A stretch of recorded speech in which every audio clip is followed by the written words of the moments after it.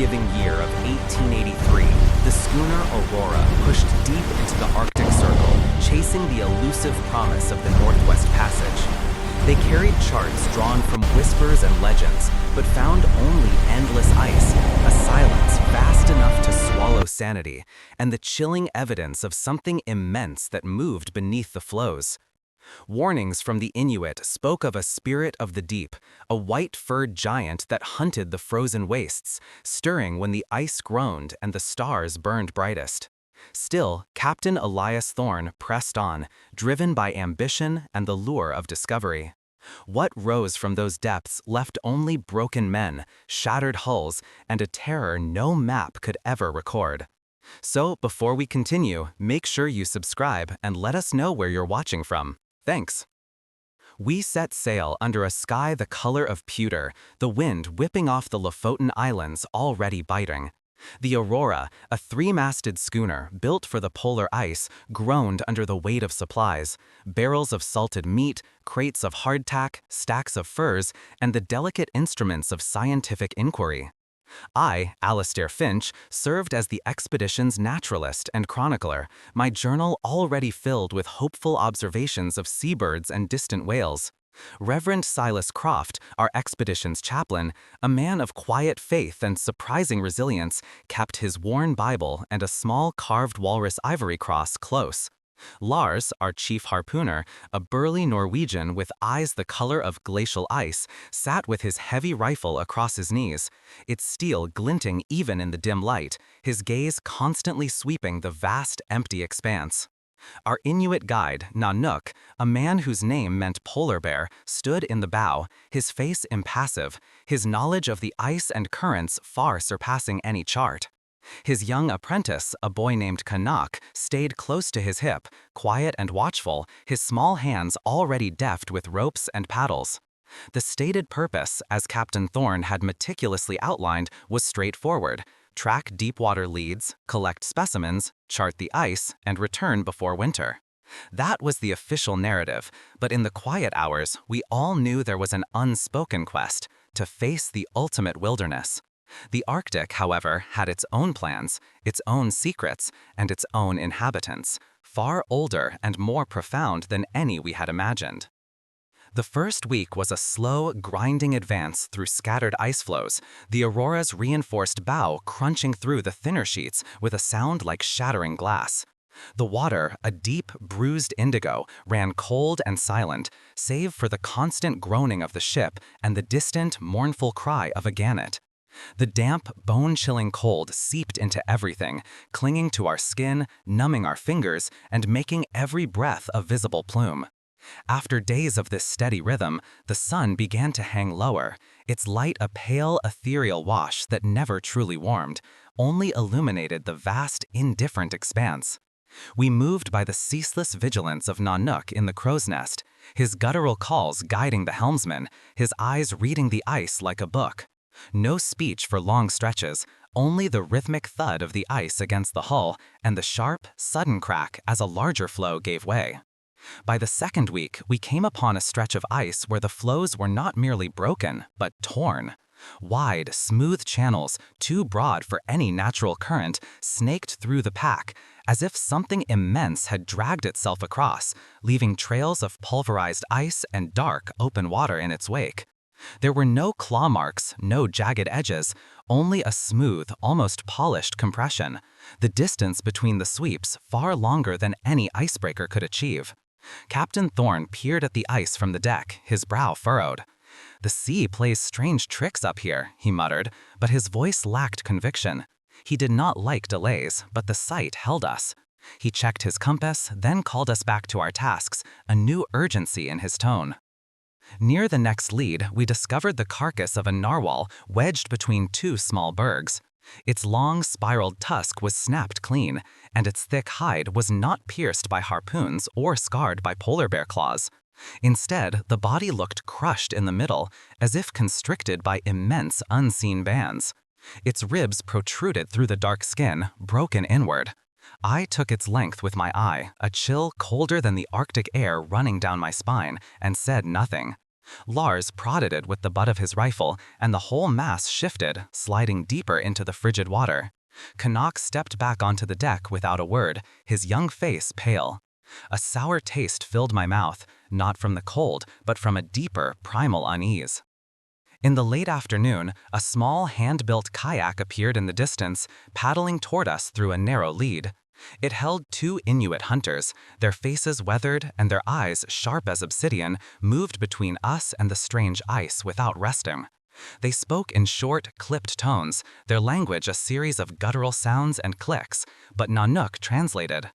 They asked where we were going. Nanook told them the name of the ice channel we were following and the open water beyond. They did not repeat the words. The older man spat onto the ice and said that the deep leads there were where the Kalapalik slept, and sometimes wake. He held his hands apart, wider than any man, and moved them in a slow, circular motion, and I did not mistake his meaning. Captain Thorne offered them tobacco and a flask of rum, thanked them, and ordered us to push off. When we were out of earshot, he told me to note in the journal that 2 native men had attempted to frighten us for trade. I wrote only that we met them and exchanged gifts. But the image of the crushed narwhal and the old man's wide sweeping hands stayed with me, a cold seed of dread taking root in the heart of the Aurora. The Arctic, I realized, held more than just ice and cold. It held ancient, watchful secrets. The first week was a slow, grinding advance through scattered ice floes, the Aurora's reinforced bow crunching through the thinner sheets with a sound like shattering glass. The water, a deep, bruised indigo, ran cold and silent, save for the constant groaning of the ship and the distant, mournful cry of a gannet. The damp, bone-chilling cold seeped into everything, clinging to our skin, numbing our fingers, and making every breath a visible plume. After days of this steady rhythm, the sun began to hang lower, its light a pale, ethereal wash that never truly warmed, only illuminated the vast, indifferent expanse.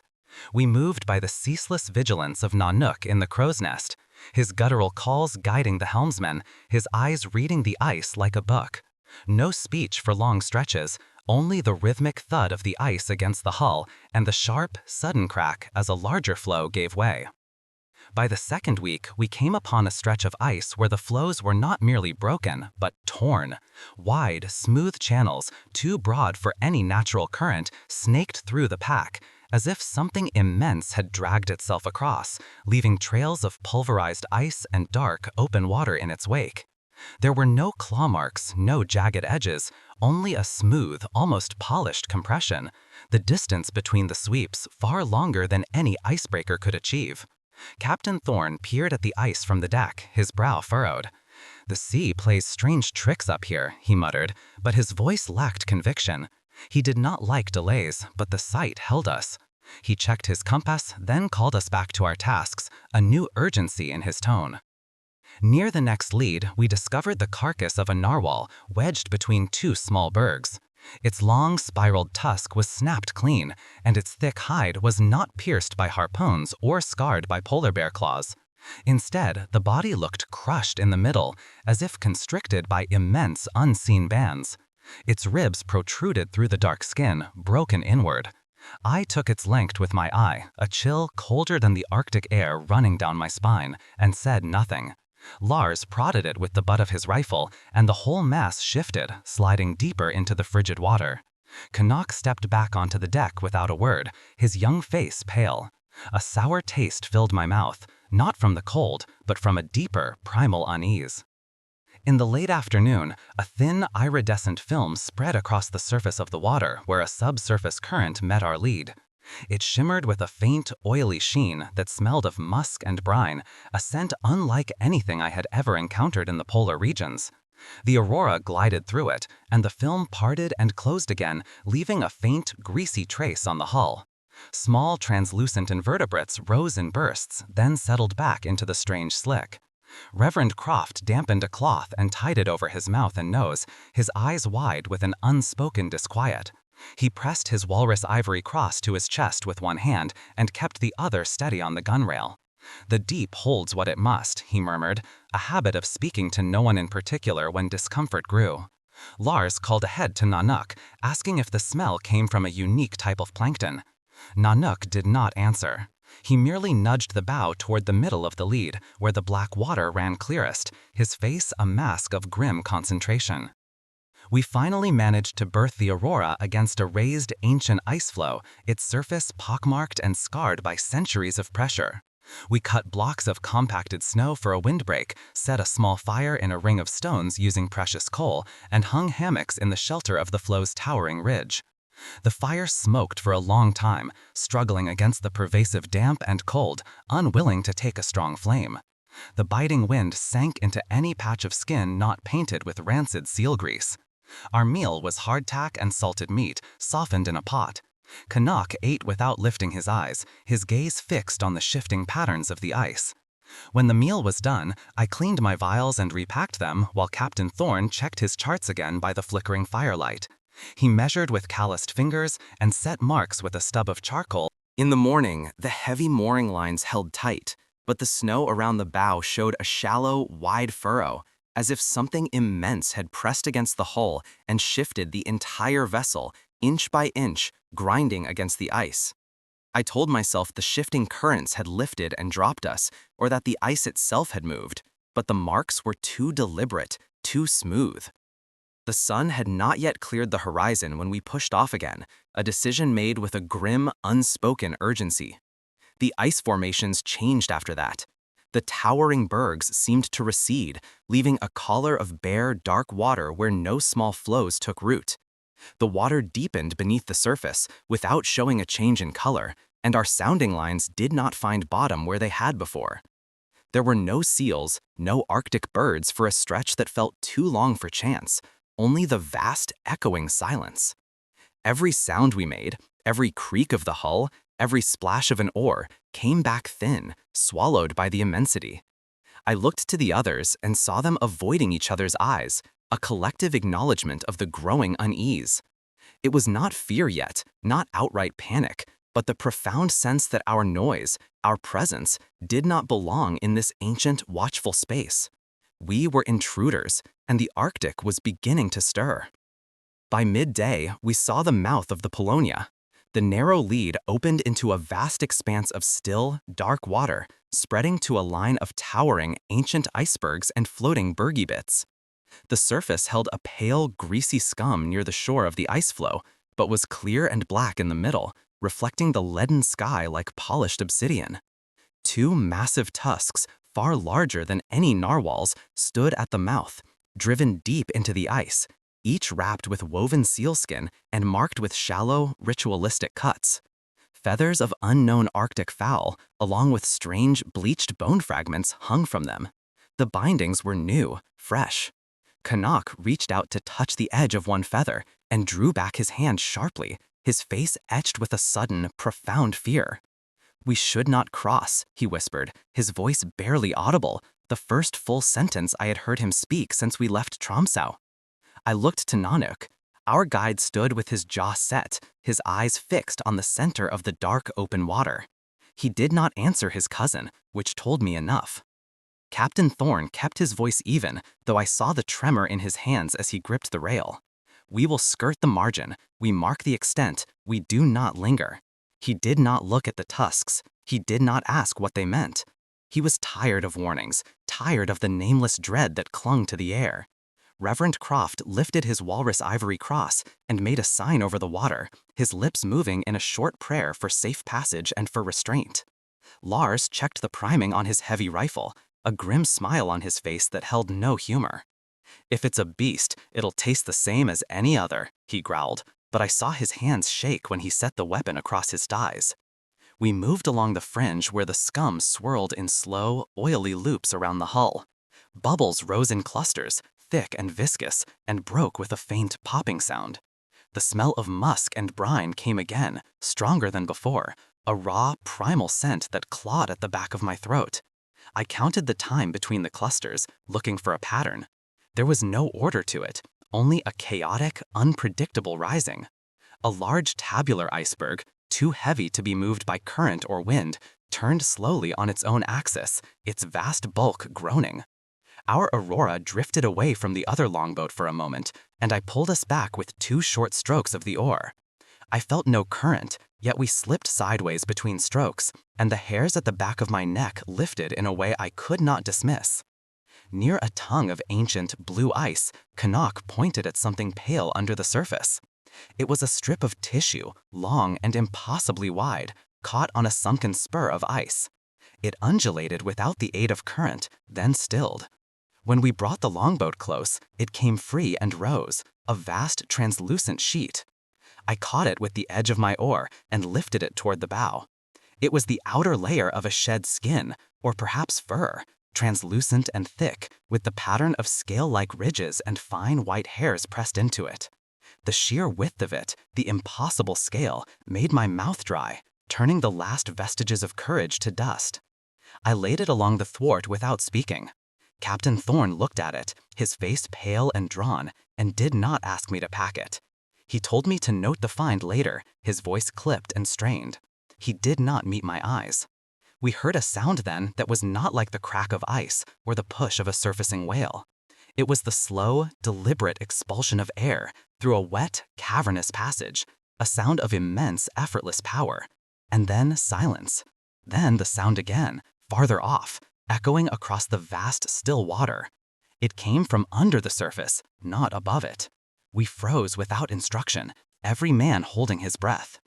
The water around the bow showed a series of immense, slow-spreading rings that touched the surrounding ice and then vanished, leaving only ripples. I felt a cold line in my stomach that had nothing to do with the biting air. I waited for a third breath. It did not come. The silence that followed was heavier, more profound than any sound. We reached a small raised ice island, a temporary refuge. There, we made a noon fire with precious timber to boil water and escape the biting wind. The fire caught well, the ice reflecting its meager warmth. I took the vast shed skin to a wind-sculpted ridge and with trembling hands measured its impossible width, then rolled it with care. I avoided looking at the dark water. Behind me, low, hushed voices spoke. Canuck argued with Nanook, his young voice laced with fear, then fell silent. Lars, ever the braggart, boasted he'd shoot any beast, but his words felt thin, forced. I ignored him, focusing on numbers, on the detached duty of science. When we pushed off for reconnaissance, the water ahead darkened in a moving patch. No cloud shadowed us, only a pale, indifferent gray sky stretched above. The vast shifting mass slid under the hull, slow and steady, without bubbles or fins, only a profound, silent displacement. The Aurora rocked gently in its wake, an unsettling sway from the depths. No one spoke, no paddle broke the silence. I felt the movement under us as a pressure in my bones, a deep vibration. I told myself we could still turn back, still escape. But then the dark patch curved, bergy bits bent and righted, and an immense V appeared in the scum, holding steady, pointing directly toward us. I rested my paddle across my knees, eyes fixed on that V. I am no brave man, but in that moment, paralyzing fear gave way to a primal awareness. We had entered a place beyond our rules. Every action now carried final weight. Lars raised his heavy rifle, knuckles white. Captain Thorne did not stop him. The dark patch held steady. The air felt stale, heavy with musk. Sweat stung my eyes. I wiped it away, unable to look down. A faint rasp came from under the hull, not wood on ice, but the slow, deliberate rub of something hard, flexing. The Aurora leaned, timbers groaning, then settled. In the longboat, Canuck crouched, terror on his face. Nanook spoke low, balancing their craft, his eyes never leaving the water. The V moved, widening into an impossibly vast shadow, then split. A line appeared under the surface, the ridge of a colossal back passing silently beneath us, lifting the Aurora slightly. Lars twisted, rifle leveled. There, he whispered, demanding a command. None came. The line faded, leaving clear water. We took slow, cautious strokes. The polynya looked flat again, deceptively still. A lone seal disappeared. I wanted to believe we imagined it, but could not. I watched the ice. Every few breaths, a narrow channel opened, then closed, making no sound. At an ice-bound inlet, we found a shelf of compacted snow with colossal, palm-sized scale or plate marks, each edge sharp, terrifying. I stepped out, sinking to my ankles. The sheer size of the indentations chilled me. My fingers couldn't span a single mark. Lars planted his rifle butt in the snow, swallowing hard. "I will load again," he muttered, though primed. He needed to speak. Captain Thorne, in the Aurora, checked the line of the ice floes.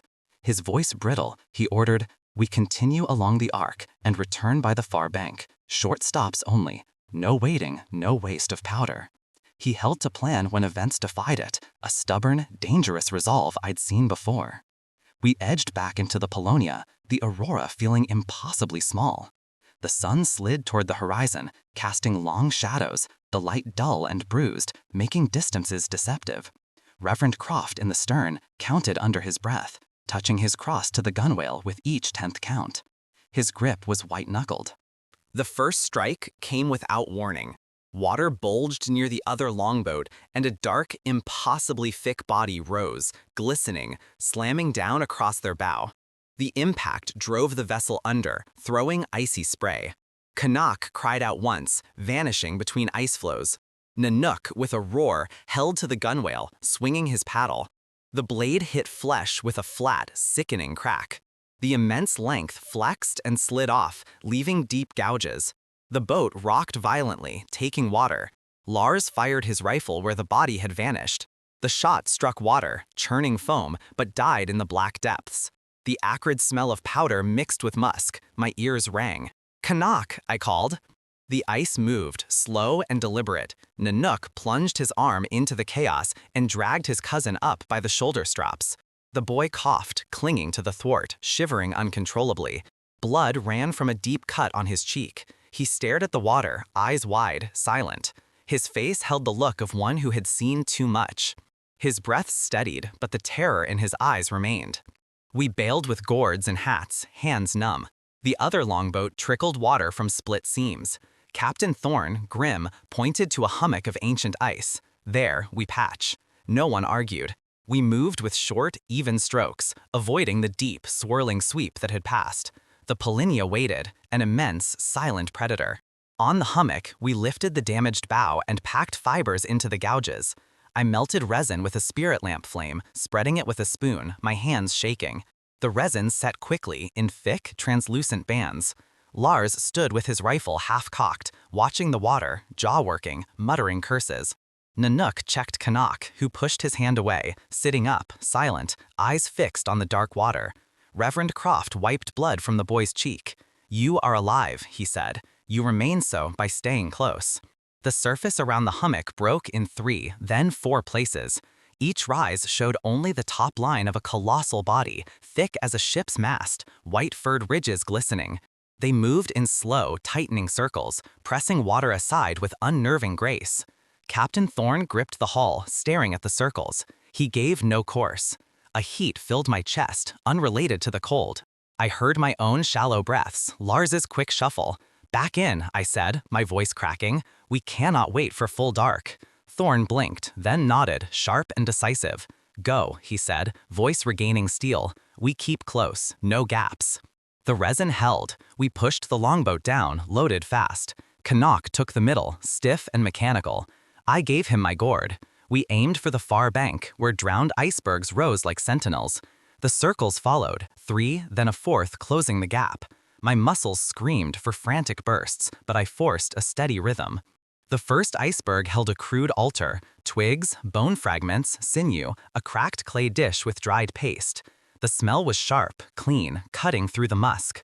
Reverend Croft reached for it. Nanook slapped his hand away. "Do not touch," he said, flatly. "Not yours, not ours." Water deepened under the icebergs. The Aurora's hull scraped something vast and yielding, not wood or ice. The schooner lifted, then settled, nudged from below. Thorne raised his paddle, then lowered it. "Hold line," he said, tight. "Do not strike unless it rises against the hull. Save energy, aim for the eye." Sound advice, but no comfort. A broad, massive head broke the surface 2 ship lengths ahead. It showed only the top of the skull, wide-set, ancient eyes. Skin dark, thick, like rock, with deep scars. The head moved slowly, predatory. No mouth opened. A low, thunderous breath came from nostrils, warm, fetid air smelling of rot and fish oil. Lars fired. The ball struck above the right eye, flattening without breaking the impossibly thick skin, leaving a white mark. The animal slid under. Ripples tapped the hulls like a probing hand. A cold heaviness filled my gut. We paddled harder, muscles screaming. The circles tightened. A colossal body rose under our stern, lifting us half a hand. The hull slithered over it, dropping with a sickening lurch. Canuck grabbed the gunwale, past speech into pure terror. The sun hit towering icebergs, throwing distorted bars of light. In that light, I saw it, not one body, but two, moving in line, the second lagging slightly. Equal lengths. They worked to divide us without touching, using immense size and shifting ice.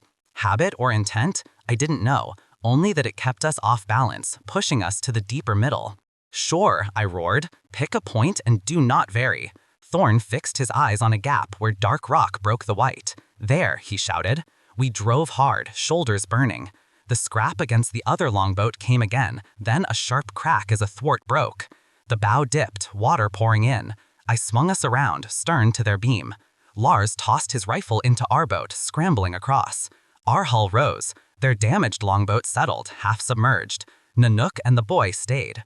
Nanook shoved the swamped boat towards an iceberg. It stuck, then slid free, drifting. He didn't watch it go. He put both hands on our gunwale, pushing to keep us align.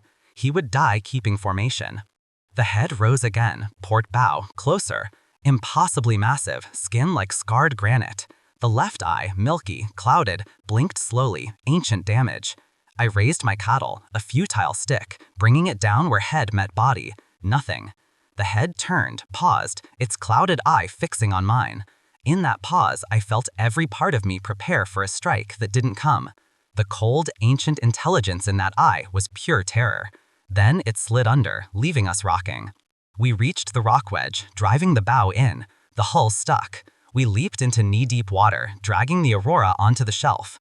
The second longboat bumped behind us, Nanook and Canuck soaked and shivering, scraping onto the mud. The two long, white-furred bodies passed just beyond reach, turning toward the polynya's center. Water smoothed over their backs. I stood in mud, hands on the bow line, trying to slow my breathing. I looked at the faces of the others. Sweat streaked Lars's cheeks. Reverend Croft's lips moved silently, cross-clutched. Captain Thorne's eyes fixed on open water. Canuck stared at the rock, the only solid thing. We do not cross again today, I said. No one argued. Light lowered, icebergs throwing long bands. Anything moving would be harder to track. We climbed the bank, strung hammocks between frozen roots. No fire, smoke would draw attention. We ate cold hardtack and dried meat, tasting nothing. I kept the rolled skin near my pack, checked the resin patch. It held. As night settled, the polynya gave the breath sound again, longer intervals, farther off. One breath from the center, then from our channel. A pair, hunting, watching, keeping us contained. I lay, counting intervals, trying to make meaning from the gaps. I stopped, listening to whispers. I did not sleep for a long time. When I slept, it was thin, haunted by crushing ice and unseen horrors. Close to dawn, a dull knocking roused me. Our empty, swamped longboat, a ghost ship, bumped against an ice spur and drifted to rest at my feet. It had returned. I pulled it up. Captain Thorne, exhausted, declared, "We repair fully. We plan a crossing in daylight. We make an end of this, or we do not leave." His resolve was final. I tied the bow line, then divided tasks. We worked in grim silence. Canuck crouched by the bow line. Croft murmured prayers. Lars cleaned his rifle, eyes on the water. Thorne drew paths in the mud, an attempt at order. By sun's rise, the patched longboat held. Resin glistened, then set hard. Thorne gathered us, his face drawn. We cannot circle, we cannot wait. We cross the open and follow the far channel. Once we reach running water, the current will carry us. Stay close, no separation, no shots unless it rises. If divided, we do not return. Understand? No one argued. Lars nodded, bravado gone. We shoved the longboats into the water. Paddles cut silently, the black water swallowing movement. Reflections blurred. The air smelled of musk, stronger. Nanook sat in the bow, eyes fixed ahead. Canuck, silent and rigid, crouched behind him. His silence pressed harder than any sound. We aimed for a gap between two icebergs. The distance seemed vast. Halfway across, an immense swell rose beneath us. Both longboats lifted, drifted apart, then settled. No strike, only the swell and profound silence.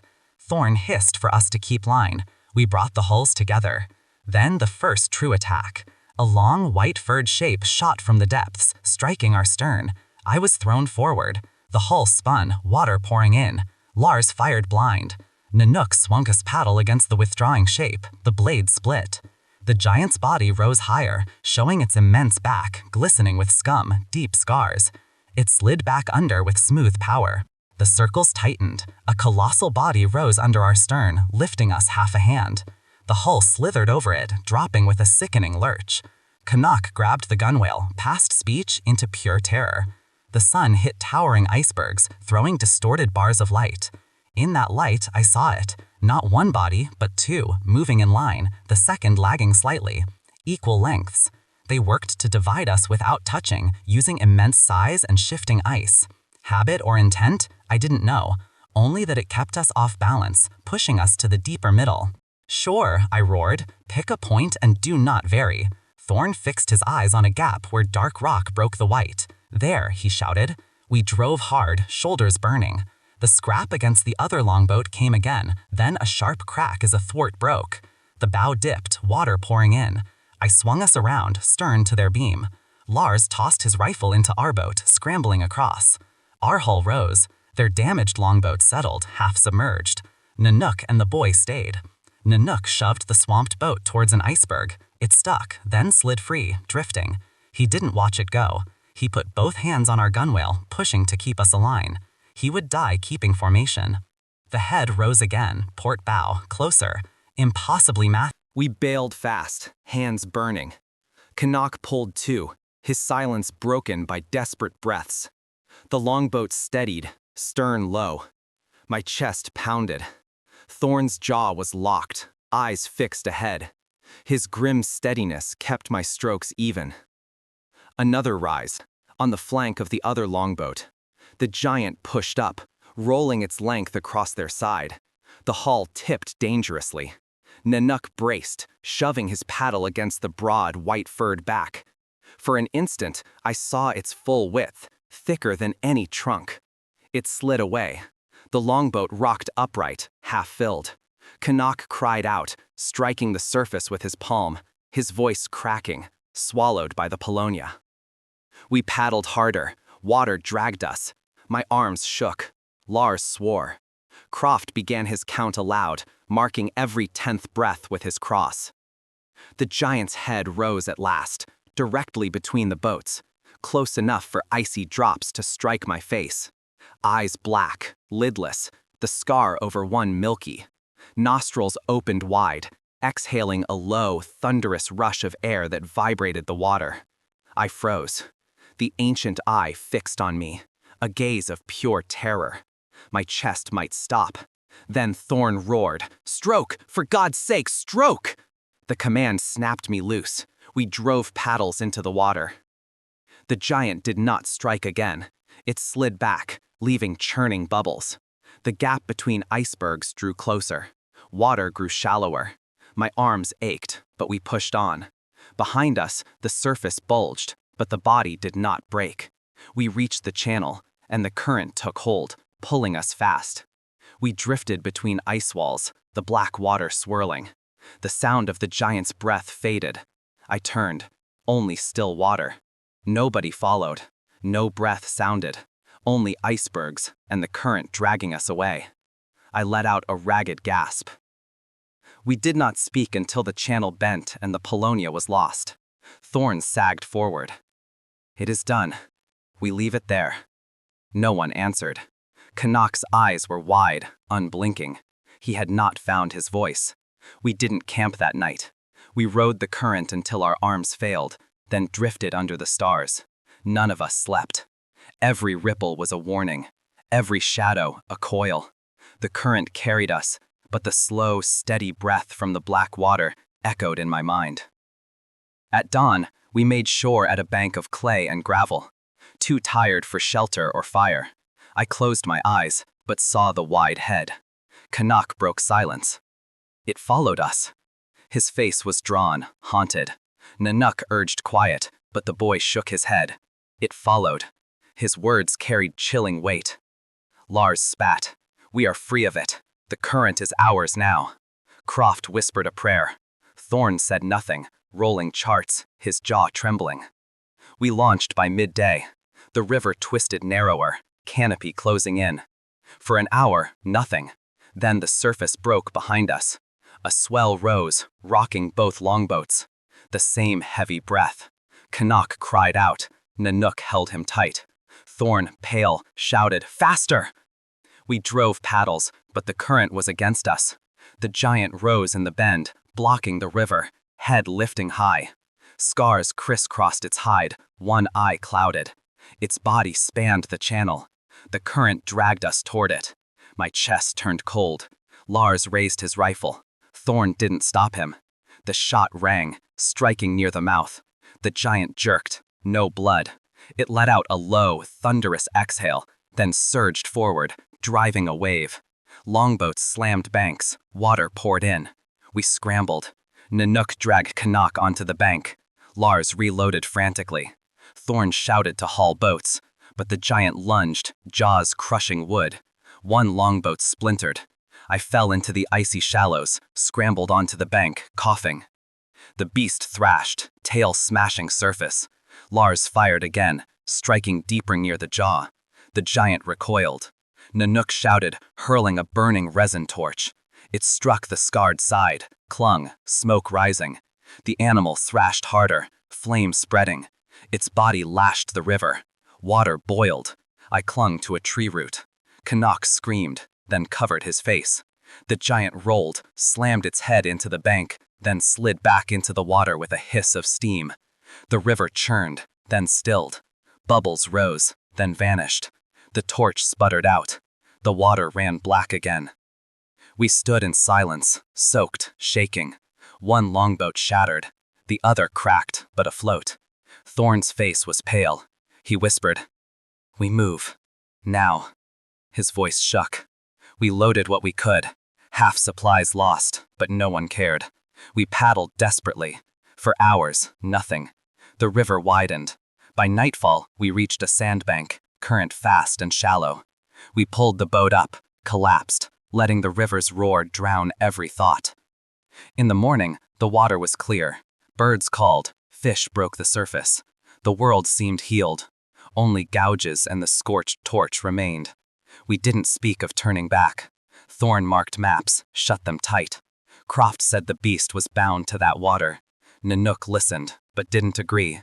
He watched the river. Canuck never spoke again. His silence, a shadow heavier than any scar.